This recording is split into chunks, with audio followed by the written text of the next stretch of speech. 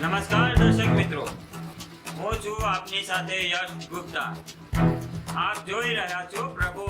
છોટાઉદેપુર જિલ્લાના પાવી જેતપુરના સિંહોદ નજીક આવેલ ભારજ નદી ઉપરનો પુલ આખરે તૂટી જવાનો અહેવાલ છે।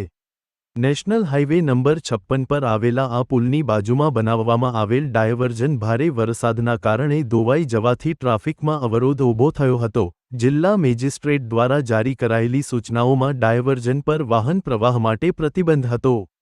છતાં હાલના આંકલન મુજબ પુલ તૂટી જવાથી મુસાફરોને પાવી જેતપુરથી સિહોદ જવા માટે લાંબા અંતર કાપવું પડશે। આ સ્થિતિમાં માત્ર ટુ વ્હીલર, હલકા ફોર વ્હીલર અને એમ્બ્યુલન્સ જેવી ઇમરજન્સી સેવાઓ માટેના વાહનોને પુલ પરથી પસાર થવા માટે પરવાનગી આપવામાં આવી હતી। હવે આ પુલ બે ભાગમાં વહેંચાઈ જવાથી સિંહોદ તરફ જતા મુસાફરોને મોડીસર રૂટ ઉપરથી લંબાયેલી યાત્રા કરવી પડશે। આટલું જ નહીં, ભારદારી વાહનો માટેનો માર્ગ પણ અપ્રાપ્ય બની ગયો છે અને પરિવર્તનના માર્ગોનો ઉપયોગ કરવા માટે મુસાફરોને સૂચના આપવામાં આવી છે। સંપાદક નટવરભાઈ નટુભાઈ પરમાર, છોટાઉદેપુર।